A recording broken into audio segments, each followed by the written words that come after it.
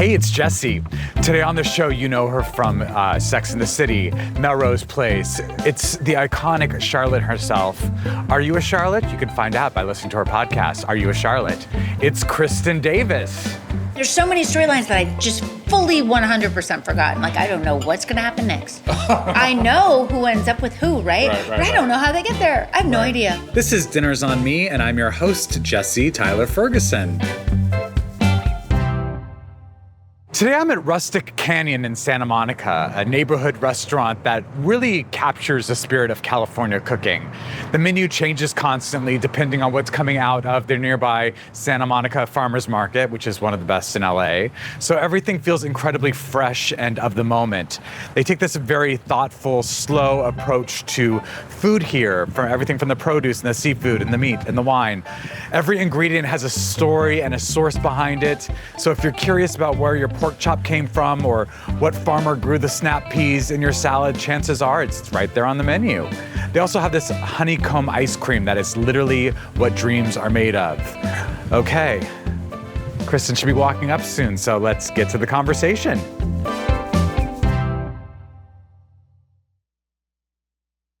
I just came from my son's summer show. Oh, very exciting. You know, and it's just so, I mean, it's like there's... It's a lot.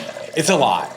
It's a lot. And it's just, I mean, I love it so much. It's the parent watching that really gets me. I mean, everyone immediately pulls out their phone. I mean, I was doing the same because even my husband if you're told not to. Justin wasn't there? Justin was, so my older son has a show today as well. There was an overlap. You had to double duty. So we had to divide and conquer. This is where being a single parent is horrible. I'm sure. You're like, what do I do? What do I do? I mean, you really are screwed there. Yeah. So he went to Beckett, my older son's show, and took video, and then I had to take video from my younger son's show. That's nice. But it was very cute. You know, I mean, of course, like I love being on stage, so like I want my kids to love it, and like they seem to, like I'm not a stage mom by any stretch of the imagination, but like I do like want them to appreciate what it is, and both of them are like fine doing it, but you could tell that it's like not their thing. I think that's good, Jessie. I do too. Yeah,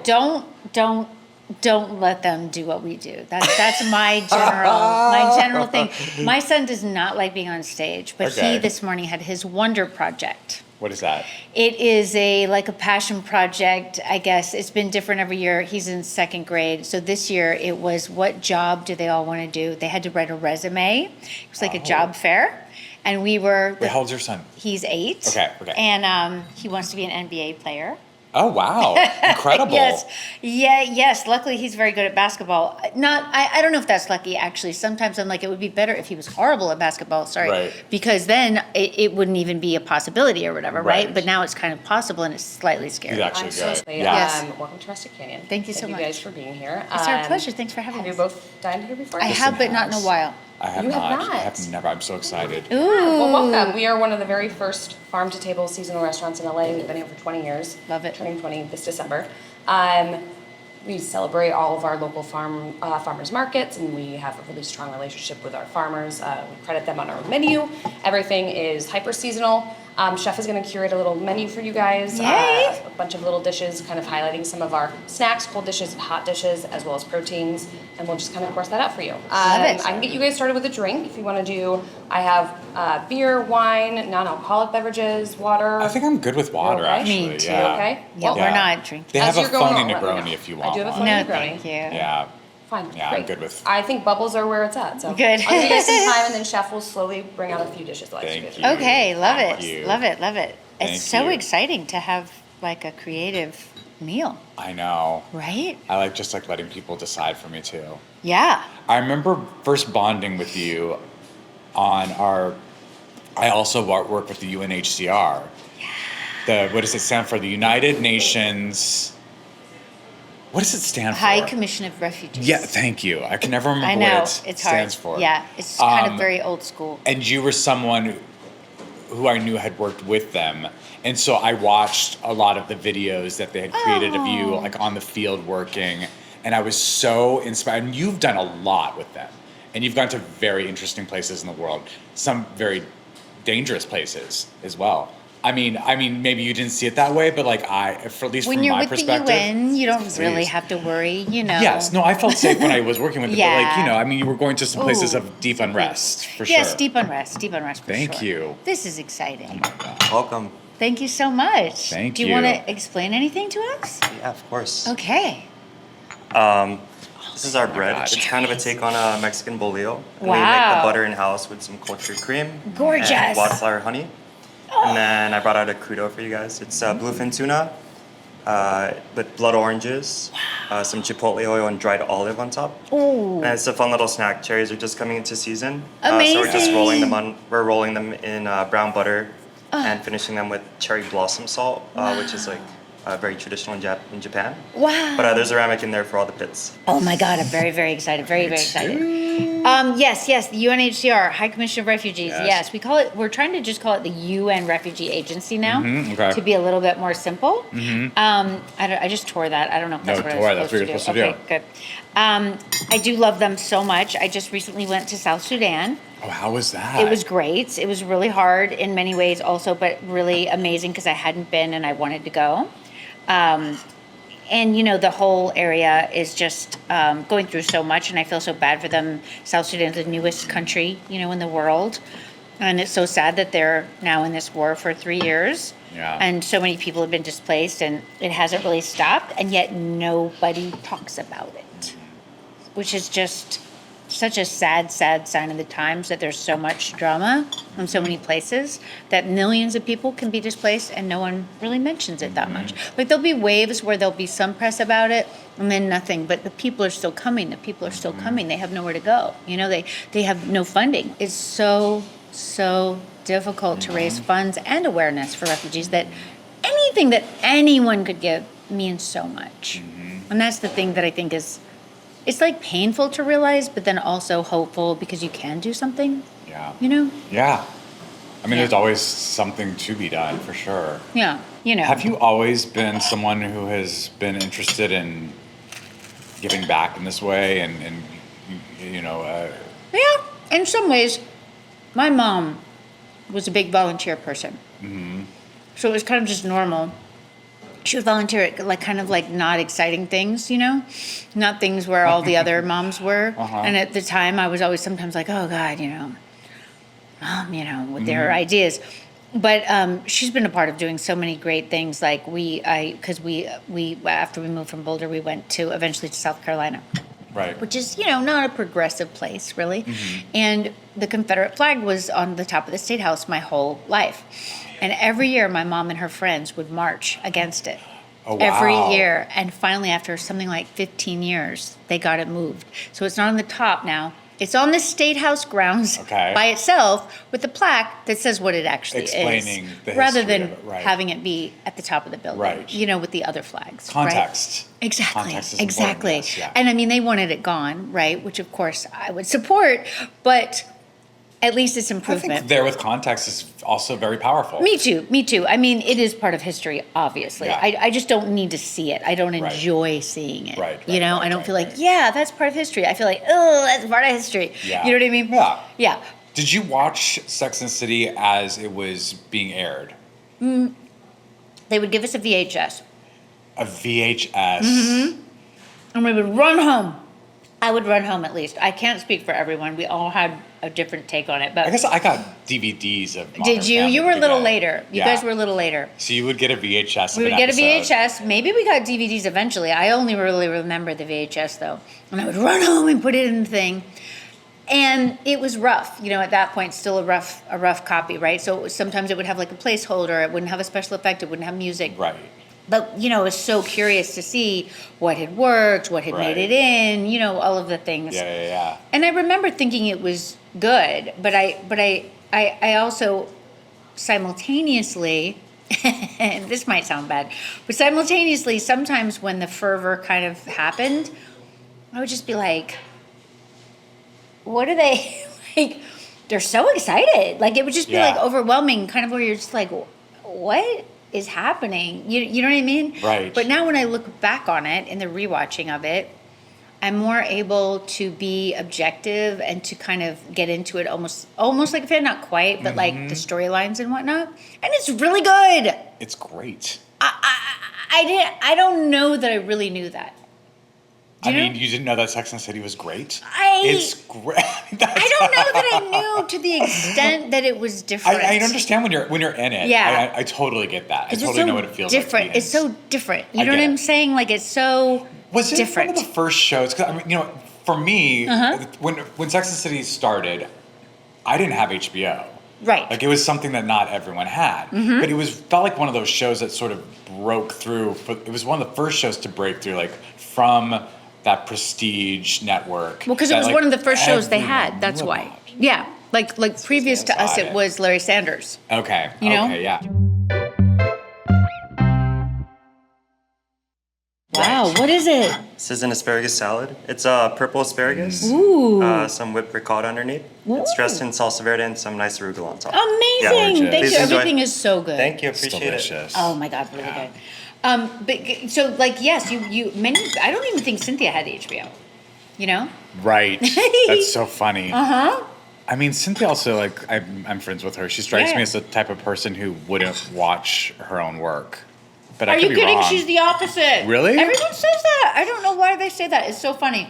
Cynthia, when we started, she would say, I don't know what I'm doing on TV, because like she was a theater kid, Yeah. right? And so she used to say, not my medium.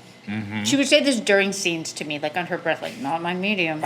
And I'd be like, shut up, it is. Like, what are you saying? Like, acting's acting, Right. But she felt, because she didn't really have, she'd been in films and she'd been in Amadeus, for God's sake, Right. amazing films. But she still felt, because you know how it is when you're doing a TV show, like you Right. really get a crash course Oh, yeah. on all things technical, right? Right. You also, Camera right, but also when you have 30 minutes to tell a story, there is an expedited Oh, yeah.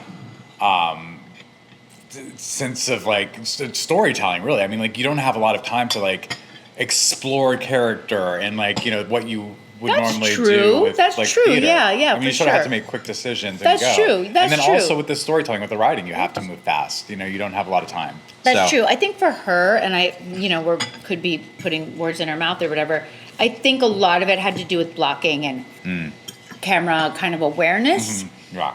Because we would have these very complicated scenes when it was all four of us, especially if we were walking and talking, which as the show went on, we did more and more. Yes. It's very different than Broadway. Broadway is also like patting your head and rubbing your stomach, you have to. But it's a different set of Yeah, rules. but you have to be aware of the audience rather than the camera, whatever. So she would she asked for the dailies. She would get the dailies. She would interesting. watch them in the hair To, and makeup learn. trailer. And then we would come and we'd be like, please stop. Turn those off. Yeah. Right now. Right. But she watched all of them for years. That was her class, That's basically. so interesting. I know. I was like, how can you do that? I Wow. would die. Yeah. When you were in New York, I had such random jobs when Did you? I was a bartender at the wow. Winter Garden Theater where Cats was. Oh my God. I worked at a gift shop in Times Square. Wow. I did the play on the Broadway, and then I did a play on the West End, and it was great. But I already had my daughter, and I was like, "That's a lot of bedtimes." It's a hard. very tough thing for being a parent and keeping Yeah. that schedule. Absolutely, you miss a lot of bedtimes. Yeah, it's hard. And on the one hand, you think, "Oh, I'm free during the day," which is true. But then, But you're not really. then. You're no, not. you're not totally free. You're not. No, And you're it's not true. mentally free. No, you're not mentally free at all. That's true. But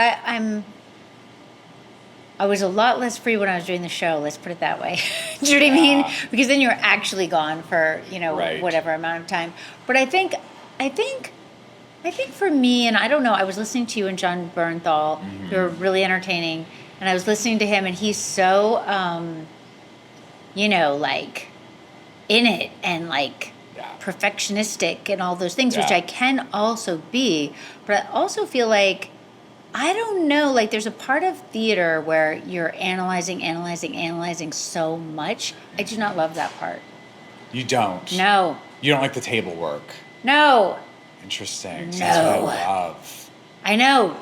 That's I why love I'm getting saying into it. that. I know Yeah. Cynthia loves it too. And Yeah, I'm I know like, she does. Yeah. I'm like, it's too much talking. Yeah, It's too so much funny. talking. Let's just do it. You know what I That's mean? so funny just because I wanna do remember, it. you know, Eric Stonestreet comes from the improv world and really kind of got his big breaks here in LA doing TV and commercials and guest spots. And I'm from the theater world, and so I would always want to rehearse, and he would totally make fun of me every time. You mean like in the dressing room type, like backstage? Yeah, I would like want to run before- lines. Got I would it. want to like work Right. on like where we're going to be standing, you- all what? that stuff. Oh yes, Oh, no. motivation. Now Motivation. why am I moving over there? Like I would Saucy. I would go on set and I would spend like You probably mean like a good like, ongoingly on the show when it's going and working, you would want to talk Yeah. about motive? Oh my God! Like, you well, no, and I'm Cynthia ta- should be I know. like Well, a red-haired couple listen, we've together. talked about this. Funny, really I funny. mean, Cynthia's like basically. Have you ever seen us both in the same place? No, you haven't. Actually. But no, I would like go onto set like sometimes 10 minutes before and like place props in different places. So, like if I was crossing, I would have a reason to go to. I mean, you know, I'd have to work all that stuff out, or else it didn't make sense to me. But what about the rehearsal that was planned? It wasn't enough. Oh. They'd be like, you go here, you go there, you go. I was like, what? But why? Why? So that I would go back on to set. And They like, wouldn't ask you, Jesse, where do you want to go? Sometimes. Okay. But sometimes they Depending on would the need director? me to.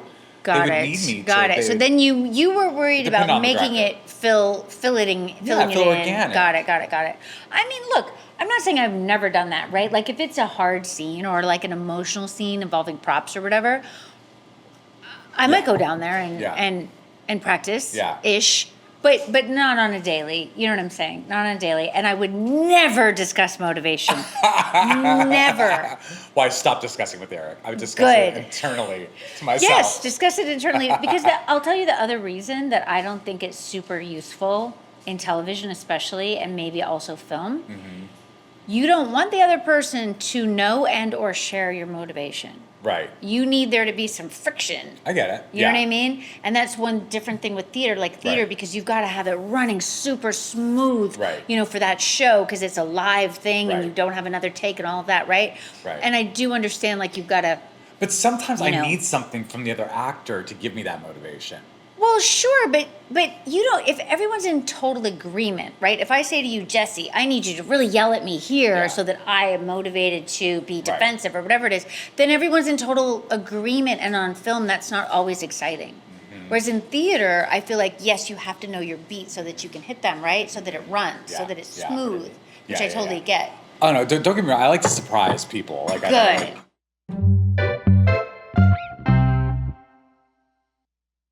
It's gorgeous. It's gnocchi, ricotta gnocchi. And then tomatoes are just coming into season, so it's a bunch of sun golds. And there's some salted ramps in the sauce as well. Okie dokie. Thank you so Everything, much. all the colors are so gorgeous. I know, so you, gorgeous. guys. That's the farm to table joy, Yes, right? and these plates that are so I know. I love the little earthenware. It's so cute. Yeah. But I know exactly what you're saying, and I just think it's important. I think it's important because sometimes not everyone is on the same page, right? You're welcome. Yeah. And I think sometimes that can cause friction Yeah. with your co-stars or whatever, right? Yeah. Because like their way of working is different than your way of working, Yeah. which is really hard. But like with Sarah Jessica and Cynthia, for example, who are from the theater world, and They're very different, though. Very, very different. yeah, Very, very different. Don't be telling Sarah Jessica what you're going to do. She does not like that. Cynthia, totally fine. You know what I mean? Yeah. Cynthia wants you to do what you're supposed to do, when you're supposed to do it, and she wants you to be, you know, smooth about it, Yeah. right? Like, not in a mean way or anything, but like when she was directing, definitely, Yes. you know, you were, oh yes, we're gonna have our things ready and be smooth. You know what I'm saying? Some people would be less into that, Right. you know? They're very different to work with, though. Sarah is so, like, her lines are perfect. Really? Like, oh my God. And she had so many.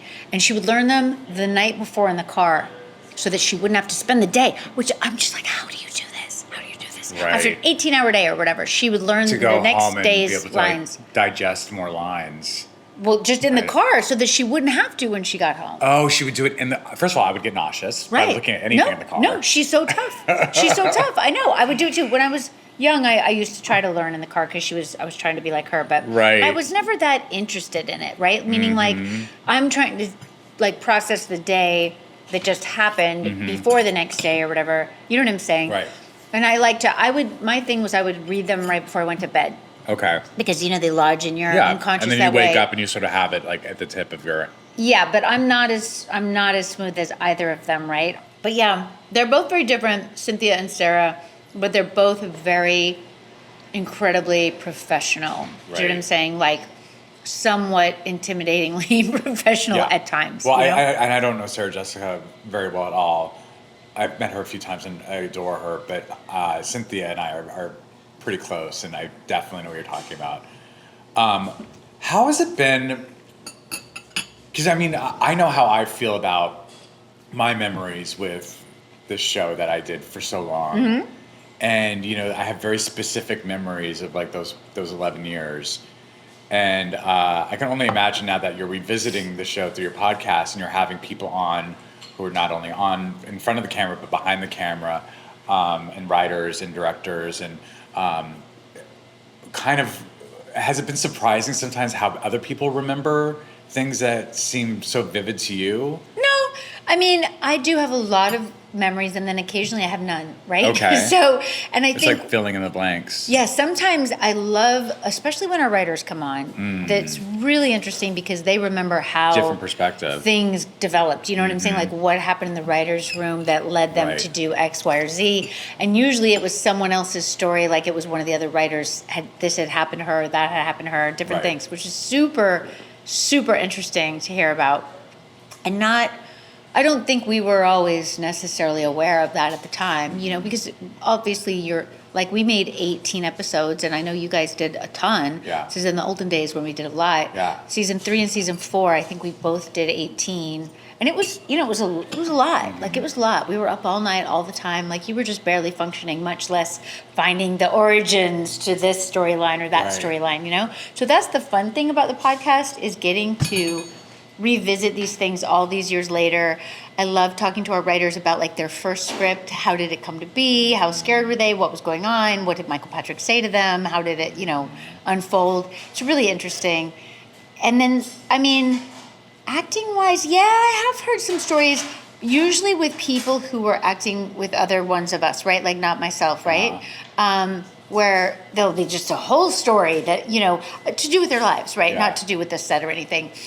Somewhat the set, but it's super interesting. But that's partly why I wanted to do the podcast, was I felt like, so many other people have done podcasts or Rewatch or whatever, commentated on the show, for almost 30 years. It's nice to, I think, have the narrative come from someone who is, part of I wanted that it to be core. Yeah, and I also felt like, so many people made this show, right? So many people behind the scenes, the writers, so many people contributed, and yet we're the ones who were always focused on, which of course I understand we're on camera, but I wanted to hear everyone else's take, like how did they get there? What was it like? What do they remember? Like I wanted a tapestry, like to weave a tapestry of the people who actually made it and to be on record with it, right? So if anyone really wants to hear what it was like, you can find out by listening to Are You a Charlotte? Do you know what I mean? It's not going to be a bunch of hot takes, which is what other people do, and I get that. Yeah. It's going to be what it was really like and how we felt and, what we remember, and it might have been that it was, 5 a.m. and we were, it was 100 degrees and we got French fries from McDonald's. You know what I mean? It's all kind of high and low. You know what I'm saying? Yeah. Like all that stuff that we tend to remember. Like when you watch a scene, do you remember what was happening behind, or do you remember the scene?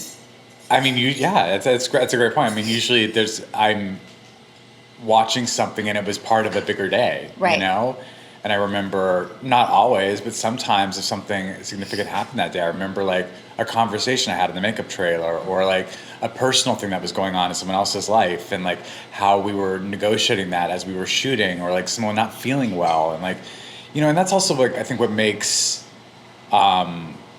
it feel a lot like a family for me, and I'm sure you feel the same way. I think this is Yes, do you want thank some you. more than gnocchi? I'm good. Yeah. Thank you. Yeah, thank you. It's a lot of food. Excellent. It's really good. You also have this really unique thing that's happened to you that not a lot of people, first of all, very few people can have this experience, but then also within that, very few people who had a hit show will experience this, where you got to do something, it's unheard take of. a lot of time off, and then come back to it. Right, well, we did something, we ended it, we did a film. That's right. Went well. Yeah. Did a second film, shot in Morocco. I mean, it's so insane, right? Yeah. And then many years later, oh, what on earth is this? There's one more dish for you guys. It's fried halibut. Wow. Just for the hell of it. It's fried It's halibut. super interesting. Has some avocado, Cool. some shaved snap peas, Wow. and mince. Yeah. Is that Beautiful. jalapeno as well? Some jalapeno. Okay. The batter is more of like a Baja fish taco style. Amazing. So, yeah. Please Thank enjoy. you. Thank you guys. so much. Wow, you should chop it up, Okay. Jesse. Yeah, it's unheard of and crazy. And I think when I started the podcast, we were still doing, and just like that, or maybe we weren't still doing it, but I thought we were going to keep doing it. Right. I think we were just about to end, but I didn't know it was the end. Right. But it felt like it gave me kind of, I felt like I had a good, like, solid perspective to be looking back, you know? Yeah. And now that we're not doing it, and now I'm happy because I get to have everyone on, right? So it's like Extend a way the to party. see, exactly, right? Yeah, for sure. A way to see everybody. But then sometimes it's also weird because we're not going to work. You know what I mean? Right. It's sad. Sometimes I feel a little sad. Yeah. Do you, Do you feel sad? Oh, How all do the you time. feel about Modern Family? All the time. I mean, we are all so close, That's nice. and I do see everyone quite often. Yay. But you know, there are people that I don't see a lot, and Right. it's the same with. I feel like I was listening to the episode. I listened to a few episodes with Sarah Thank Jessica, and you. also with Cynthia. Uh-huh. Because I was It's so just much very fun when they interested in come. hearing the actors talk about their Yeah, experience. yeah. But let me see if I can remember how they worded it. But there was, how did she say it? It was we were talking about missing each other and sort of having that experience. It's this thing that happened in. God, I'm trying to remember how she worded it. It was so perfect. I really related to it. Which one, Sin or Sarah? I think it was Cynthia. Uh-huh. I have no idea what she said. But basically, it was along the lines of, you know, you remember this thing in the moment, and then time happens, and you know, it's just like it eats away kind of at that thing, and Yeah. like you don't really have the same memories, and that's like when people like sort of have different memories of the Yes, same thing. yes, that's true. And it's also that thing that is never as good as it was when it was happening. You know what I mean? I do, but this is what's crazy to me when I watch it, right? Because I didn't know how I was going to feel about the actual show, right? Like, I have all these memories, obviously, so many memories, which is part of the reason I wanted to do it. But then when I watch the show's so much better. Like I said, like it's really good. Yeah. And there's so many storylines that I just fully 100% forgotten. Like, I don't know what's going to happen next. I know who ends up with who, right? Right, but I don't know how they get there. I have no idea. Like right now when I'm watching, Miranda just got pregnant. Steve and Miranda aren't together.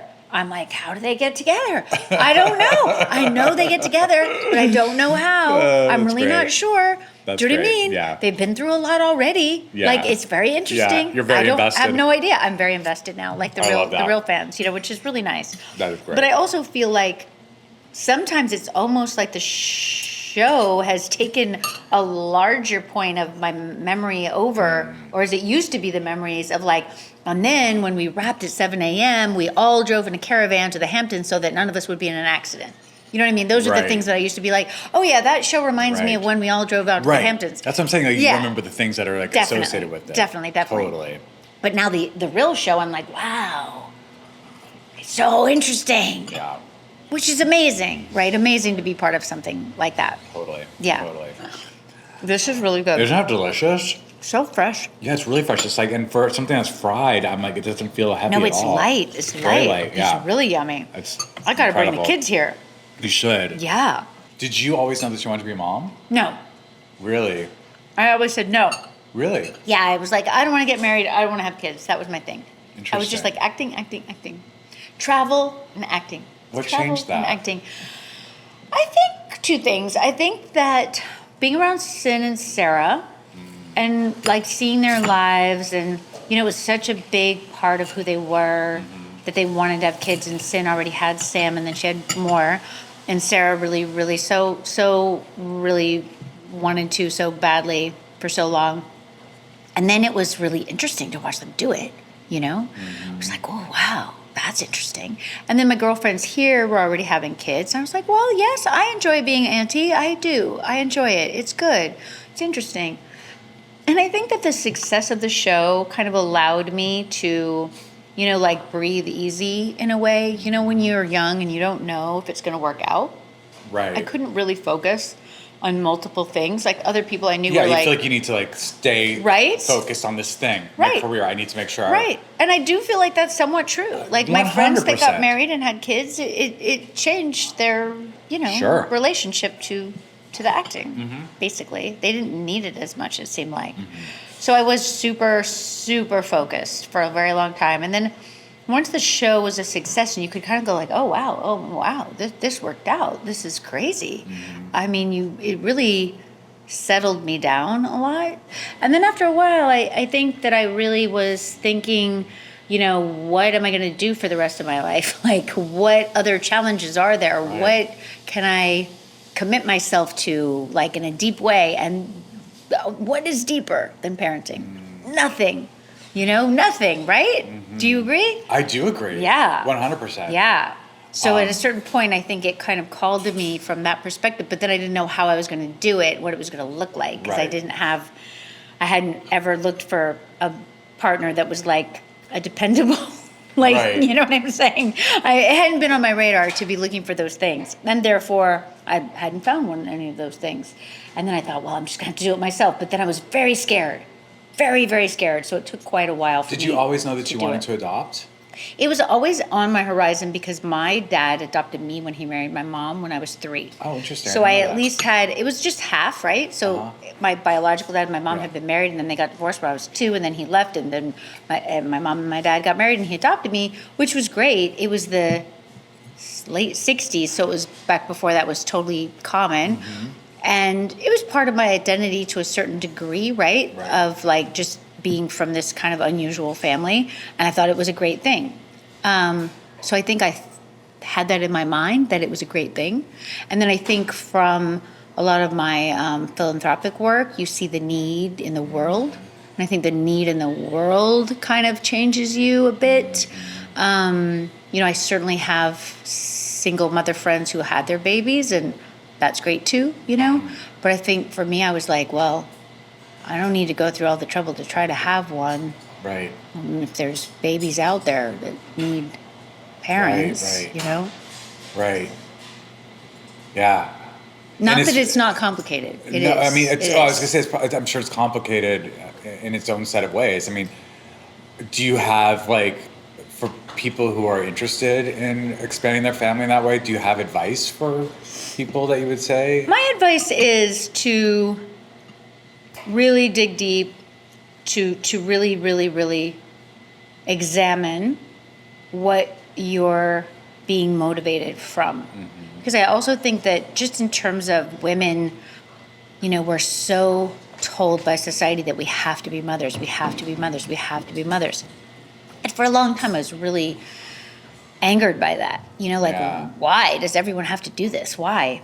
And I think I just rebelled, you know, like, don't tell me what I have to do. Sure. And the whole notion that you're not complete, you know, unless you have a child is just so false, right? And I don't think everyone is suited to be a parent. So I just don't find that helpful. And I know women feel bad, you know, that they're not doing those things that society is telling you to do. And that's so ridiculous, and we shouldn't ever have to apologize for what we want. We shouldn't ever have to apologize for being ambitious or wanting to work or wanting to travel or be adventurous or whatever the thing is that you want.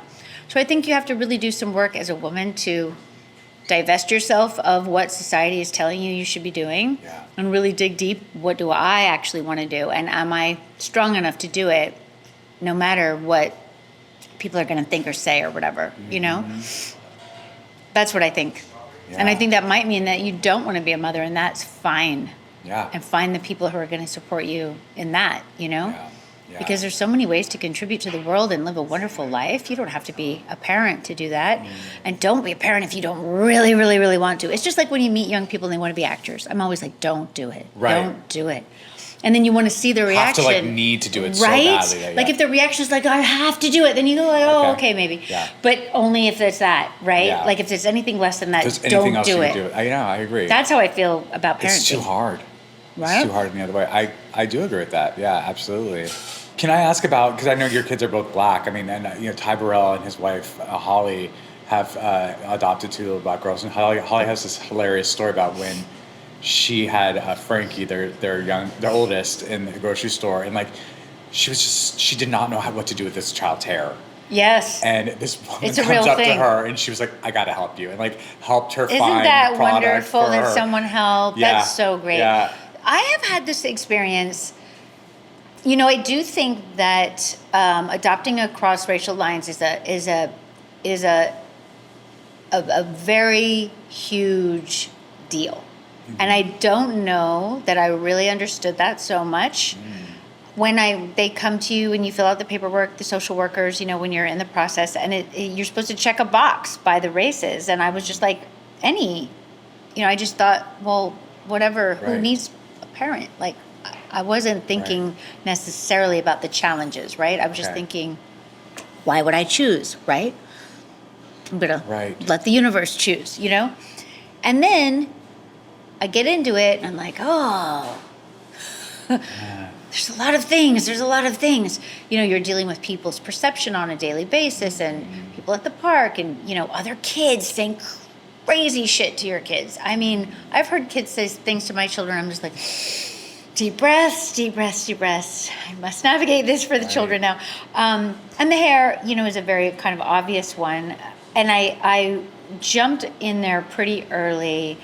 I found this incredible woman, another adoptive mom, and she wrote a book called Chocolate Hair, Vanilla Care. Okay. It was great. It was for all the white adoptive parents who needed help. And it was a step-by-step book with pictures of how to cornrow, how to twist, how to detangle, all the things. Right. So I took a lot of pride in the beginning of doing her hair, or trying to do her hair. And it was a big learning curve, obviously, really big learning curve. And then the box braid came back in like right before COVID time. And I was like, I'm going to do it. Yeah. And I've been really, really fortunate that some Black moms from school have like taken me under their wing, thank the Lord, and helped me. And one of them went to the swap meet because I had 1 pack of hair. Gemma wanted blue braids.